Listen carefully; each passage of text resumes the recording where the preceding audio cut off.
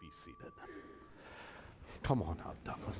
My friends, as is our tradition at this time of the year in the church, we invite people to come forth and share a few words about Hitchcock and their journey of faith here so that we can understand as we move into stewardship season. So Douglas Reitter, please. Thank you. Good morning. Good morning. So wasn't that a whopper of a sermon? I mean, really. That is one of the main reasons I am here.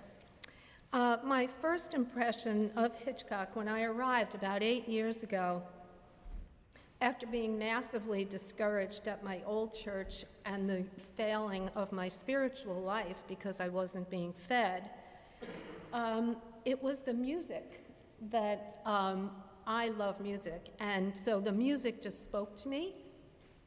And John, I mean, is there anybody who doesn't love John, right? So that goes without saying. But I quickly learned that the power of love happens here. Early on, I had 2 knees replaced, and I was only a member a matter of a few months, and the doorbell didn't stop. First, it was the flowers from the altar. Then it was dinners and lunch, do you need a ride to PT? So I just couldn't get over the amount of love that was coming my way. And so actually what happens with that dynamic is the urge to give. And so I think I was here about a nanosecond when they said, "Would you please be a deacon?" And I didn't even know what a deacon was. I was sitting next to Flavio, and something was said about deacons, and I said, "What is a deacon?" And he told me what a deacon is, and I said, "How can I be that?" Because it looked to me like very quickly I saw that this community is the real deal. This community is the people, the group, not being alone, and now with all that's being written about loneliness, all you have to do is come here and give a little bit of whatever your talent is. The other thing that I really loved about Hitchcock when I first came is there are no bishops. And so the children's sermon this morning spoke to me because of the humility, which is seriously lacking in other places. And I just loved being one of and not less than. So that was a big revelation to me.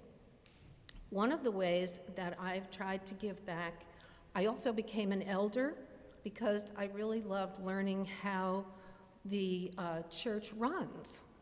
And that was really fascinating to me, and it's an important role. So if somebody calls you and asks you to be an elder, take a risk and go and do it, because you don't know what gifts might come your way. I went on the Midnight Run a few years ago, and that was such a wonderful revelation. I'm a clinical social worker, and I never worked with homeless people. So it was, for me, so touching. And that's really what I want to get to, is my heart is open here. And I am a very big crier. I told Pete from the very beginning, I cry, just get used to it. And so the thing about crying, I used to be ashamed of it. And now I cry when the hymns are too beautiful. The minute the hymn starts, "Here I am, Lord," that's it for me. I cry through the whole thing. But what I've learned is that my heart has been opened here, and my tears are speaking your tears with all that's going on in the world. I like the sermon this morning.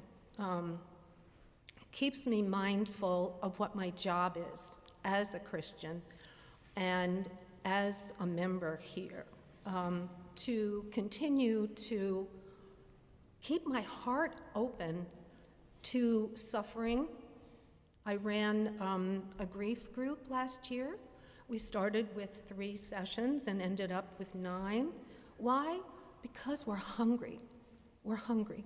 And this is where I get fed. And I think sometimes we can be very intellectual and forget the other parts of us, not the religious part, but the spiritual part. And this church opens up your spirit if you will allow it. And when you allow it, when your heart is open, you just want to give. And so this is Stewardship Sunday, I think, isn't this the whole season? The whole season. So just keep that in mind and think to yourself, what does Hitchcock do for me that maybe I'm not thinking about? Maybe I just take it for granted. Maybe I just go through my week and don't really remember that something special happened here that touched me. I mean, is there anything better than a hug from Pete? I don't think so. It can sustain me through the whole week.